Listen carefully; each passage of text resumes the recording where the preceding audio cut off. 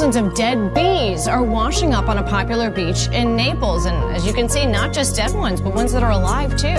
It's so bad, some people are now staying away after being stung while walking the shoreline.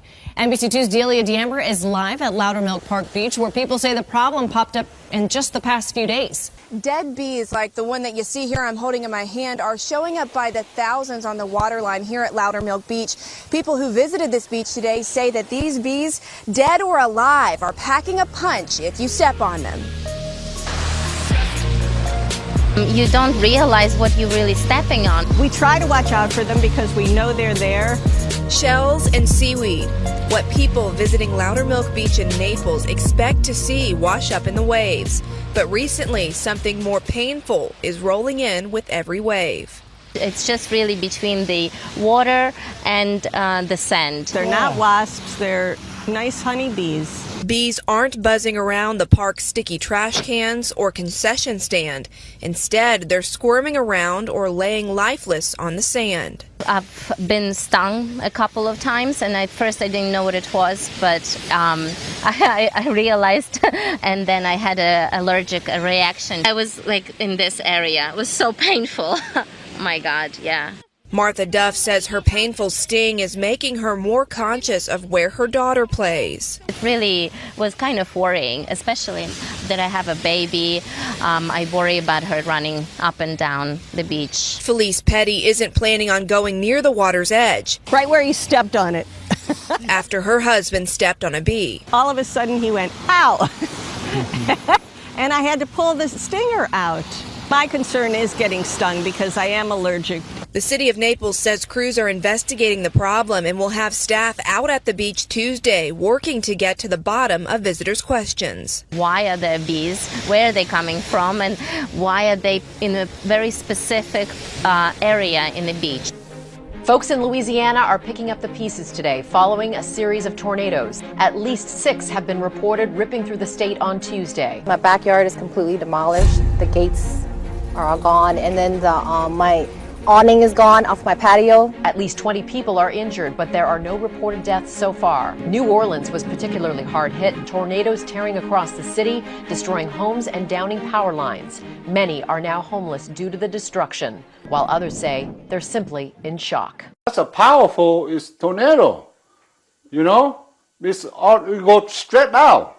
How it happened, like it go straight down like that? Meanwhile, out west, parts of California, Nevada, and Washington state going from drought to cascades of water, thanks to a weather phenomenon known as the atmospheric river dumping heavy rains throughout the region. We needed the water from all the drought, but we're getting buckets of it. It's kind of a double-edged sword, right? We need the rain, but it's also a pain. It's the third major storm system to hit the area this year. Rivers and reservoirs now overflowing, causing widespread flooding and mudslides. Many who have lost their homes say they are lucky to be alive. I'm very lucky. It was kind of in slow motion, instantaneous. We're all safe. All 4 of us are out. The dog came out, and the fireman, God bless him, went in and got the cat for me. I was holding her. All I could think of was putting her back in her car seat. So I put her in her car seat. I buckled her up. I put her underneath my work desk. I crawled underneath there with her. I locked my arm around the handle of her car seat. We heard the trailer coming apart, and then we flipped over backwards. And then it's like the trailer exploded, and me and the baby went flying through the air. And I saw the sky, the inside of the vortex. I saw her in her car seat above my head, and then we hit the ground. Don't let go. Just don't let go. That's all I could think about was don't let go. I couldn't think of anything else because I knew if I let go, I wouldn't have been able to find her. And I just thought, I didn't know if she was dead. I didn't know if she was hurt. I didn't care about me. I didn't even feel my injuries until hours later. I was just worried about her, that's it. Bolivia is under a state of emergency after a vast agricultural area of around 1,000 hectares was laid to ruin by a plague of locusts. The locusts first appeared about 1 week ago in an area near Santa Cruz. The government has released €655,000 in extra funding for fumigation. Our planet's climate follows a seesaw pattern of warming and cooling, but a new study says that pattern is being disrupted. In this system, fresh water from the Antarctic and Greenland ice sheets flows into the Atlantic Ocean, cooling the water. The cooler water is more dense and sinks and flows south. Warm water from the southern hemisphere flows northward, creating the Gulf Stream current. Researchers studied an ice core from the East Antarctic ice sheet that gave them 720,000 years of climate data. They found the Gulf Stream weakens as more fresh water flows into the Atlantic Ocean, which could have severe effects on global climate. According to the National Oceanic and Atmospheric Administration, a weakened Gulf Stream could influence rainfall patterns and temperatures over North America and Western Europe. And while some researchers study a weakened Gulf Stream, others are trying to predict when it might collapse. In a 2016 study, researchers said it could happen in 300 years if carbon dioxide levels in the atmosphere doubled. Other scientists agree a collapse might be here sooner than we think, especially as the Greenland and Antarctic ice sheets shrink. Scientists are working on better ways to measure ice sheet melt. NASA researchers built a map that shows what parts of the Greenland sheet are thawed. Knowing whether that ice rests on wet ground or dry frozen bedrock is key to predicting how this ice will flow in the future, and how our planet will fare in the face of climate change. Well, a sinkhole opened up near some homes in an exclusive neighborhood in Sydney, Australia. It's the same neighborhood that Prime Minister Malcolm Turnbull calls home. His home was not affected, but 4 other residences had to be evacuated and the street blocked off until crews can repair the hole. According to a complaint filed in a U.S. federal court on Wednesday, a mother is suing her daughter's Pennsylvania school district for its delay in telling parents that the water at her school was contaminated with toxic levels of lead. In the lawsuit, Tate accuses the officials of Butler Area School District of a gross delay in notifying parents. She says her daughter and other students routinely drank water tainted with toxic levels of lead for the 5 months between the test results coming in and a letter going out. The letter told the parents that they had actually found lead levels at Summit Elementary School, quote, exceeding acceptable water standards 5 months earlier.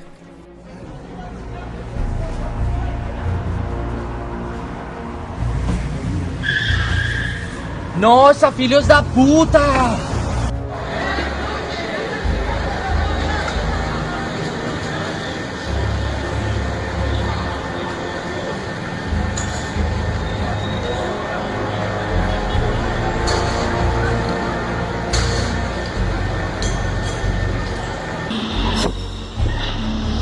Olha isso, meu Deus do céu, meu Deus do céu, olha isso. Ai, Jesus. A New Jersey boy has become the first openly transgender member of the Boy Scouts. This comes 1 week after the Boy Scouts of America changed its policy to allow transgender children to join the organization. 9-year-old Joe Maldonado joined PAC 20 in Maplewood following the organization's decision to allow transgender scouts. The Boy Scouts changed their policy last week after Maldonado's story gained national attention. The Boy Scouts of America decided in 2013, after intense debate, to allow openly gay youth as scouts. The Scouts lifted a ban on gay troop leaders and employees in July 2015 after more pressure. Young people visiting the U.S. may soon be required to hand over their social media passwords. The extreme vetting procedure is just one of several being considered to screen refugees and visa applicants for potential security threats here in the U.S. Trace Gallagher is live with more on this. And the big question I have, Trace, how is this going to work, and who's to say they can't lie about that? Both good questions, yeah. And Abby, under the current vetting process right now, Homeland Security Secretary John Kelly says they have really not much to work with. So when it comes to screening refugees and visa applicants, they have to rely mainly on documentation and background questions. And of course, when you're dealing with failed states like Syria and Somalia, passports and other forms of identification may not really be accurate, which means some of the vetting process comes down to the honor system. Not very comforting. One of the ideas being bandied bandied about by DHS is the ability to check a refugee or visa applicant's social media footprint. Listen. But if they come in and say, we want to say, for instance, what websites do you visit, and give us your passwords so that we can see what they do on the internet. And, this might be a week, might be a month. They may wait some time for us to vet. If they don't want to give us that information, then they don't come. We may look at we want to get on their social media with passwords. What do you do? What do you say? If they don't want to, cooperate, then they don't come in. Right. You got to turn over your password. Secretary Kelly says looking at phone records and financial records might also be a possibility. That way you could follow the money. The Obama administration also considered obtaining social media password information.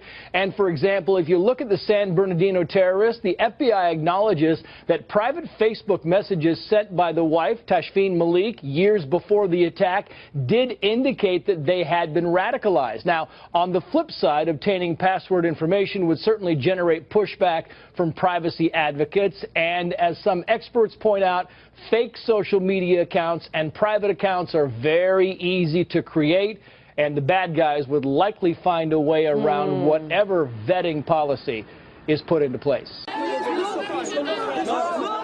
The confrontation was extraordinary. The Greek migration minister heckled as he arrived at Elleniko camp in Athens on Monday. For a time, the refugees and migrants, angry about deteriorating circumstances and worsening weather, barred him getting in. His visit was in response to local media reports of a mass hunger strike in protest at poor conditions. The minister says the reports are false. There is no hunger strike at the camp. Whether there will be one tomorrow or the following day, either here or somewhere else, that's something I can't know. While the minister was eventually allowed in, it's clear tensions in the camp on the site of Athens' old airport haven't completely subsided. Many residents, young and old, simply feel trapped. Like Afghan refugee Samir, who no longer believes he and his family will ever get the help they need.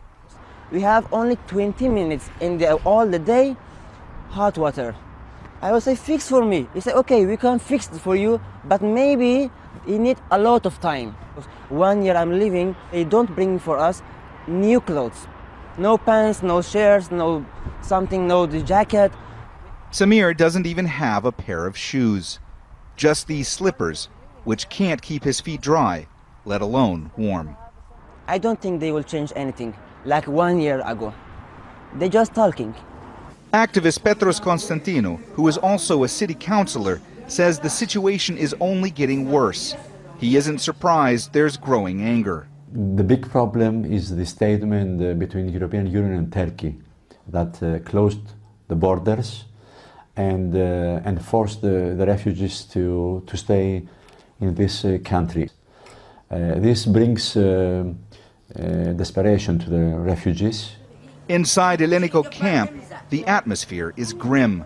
While residents do their best to keep their surroundings clean and children do their best to keep their spirits up, the hopelessness is apparent.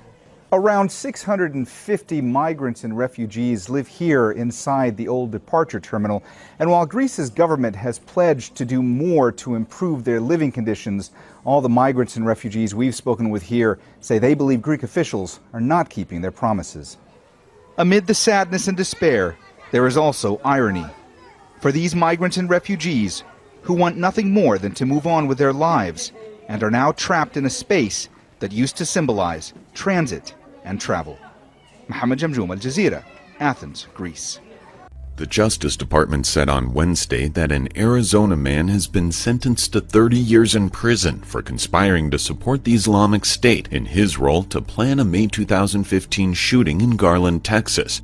Abdul Malik Abdul Karim conspired with Elton Simpson and Nadir Soufi, the two gunmen who carried out an Islamic State-inspired attack at an exhibit featuring cartoon images of the Prophet Muhammad. Simpson and Soufi were killed in a shootout with the police outside the contest, and a security guard was injured. No one else was injured. There has been a twist to the headline-grabbing election hack in the U.S., for which Russia was widely blamed for tapping into the Democratic Party servers, with reports now saying it was an internal breach. As a result of an investigation, 3 brothers, Abed Imran and Jamal Awan, were fired from working on Congress's computer network. They're suspected of accessing specific areas of the system without permission, more commonly known as hacking. It's also believed they stole equipment. RT's Washington correspondent Guy Chichikan takes a closer look at the story. The staffers had access to the computer networks of dozens of lawmakers, including those on the House Intelligence and Foreign Affairs committees. One unnamed lawmaker was quoted by BuzzFeed as saying, quote, "They said it was some sort of a procurement scam. But now I'm concerned that they may have stolen data from us, emails. Who knows?" Meanwhile, a number of congressional members who employed the 3 IT specialists have already fired them. But not all. For instance, as of Monday, Congresswoman Debbie Wasserman Schultz still employed one of the suspects, Imran, who is reported to have worked for her since 2005. Just a reminder, Debbie Wasserman Schultz was forced to resign from her position as the Democratic National Committee chair after her emails were leaked to the public. She, along with the Democratic Party and the U.S. intelligence community, blamed the Russian government. While the alleged hack by Russia was the main story in town, other security breaches seem to have flown under the radar. In October, police arrested National Security Agency contractor Harold Martin, who, according to prosecutors, stole a staggering 50 terabytes of government data, some of it marked secret or top secret. The prosecutors say the theft occurred over a period of 20 years as Martin worked with different government agencies. Chances are you've never heard of him. Anyway, with staff like this, who needs Russian hackers? Trump Tower in New York City may soon be home to the Department of Defense. A Pentagon spokesman said Wednesday that the department is interested in leasing a limited amount of space at the 68-story skyscraper where President Donald Trump resides when he's not in the White House. The spokesman told NBC News the space is necessary for the personnel and equipment who will support the POTUS at his residence in the building. The rental is likely to raise questions of conflict of interest, as the federal government would be sending tax dollars to the Trump Organization. Israel says it has come under a rocket attack from Egypt. The Israeli military says several rockets were fired at the town of Eilat from Egypt's Sinai Peninsula late Wednesday. It also claims some of the rockets were intercepted, while one of them landed outside the town. No casualties have been reported following the rocket attack.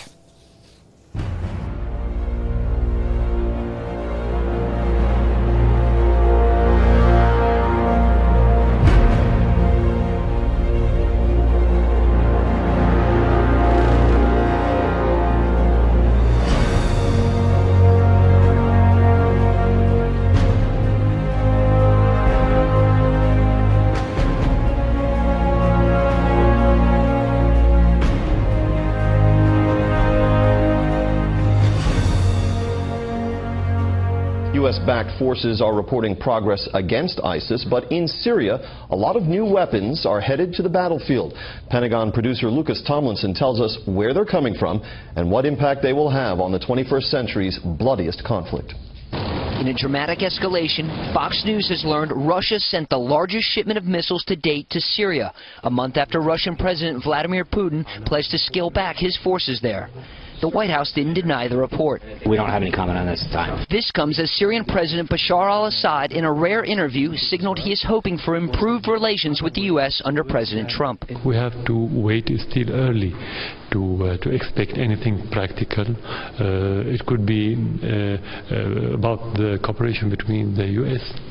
and Russia, that we think is going to be positive for the rest of the world, including Syria. U.S. officials tell Fox in the past 2 days, Russia delivered 50 short-range ballistic missiles to the Syrian port of Tartus along the Mediterranean. Russian SS-21 missiles are called Scarabs by NATO, meant to destroy ground targets up to 100 miles away. Russia also recently fired 6 ballistic missiles from its airbase in Syria against opposition fighters. It is not immediately clear if those opposition fighters were backed by the United States. Russia also completed delivery of its S-300 missile components to Iran, according to Russia's envoy to the Islamic Republic. U.S. officials say Russia still maintains nearly 50 jets, helicopter gunships, and drones in Syria. Meanwhile, the ISIS headquarters in the war-torn country could be surrounded very soon. Raqqa is a city that the enemy uses for external operations, so what we would expect is that within the next few weeks, the city will be nearly completely isolated, and then there will be a decision point to move in. This comes as the top U.S. commander in Iraq tells the Associated Press he expects the ISIS strongholds of Raqqa and Mosul to fall in 6 months. Previously, the Pentagon had not offered a timeline.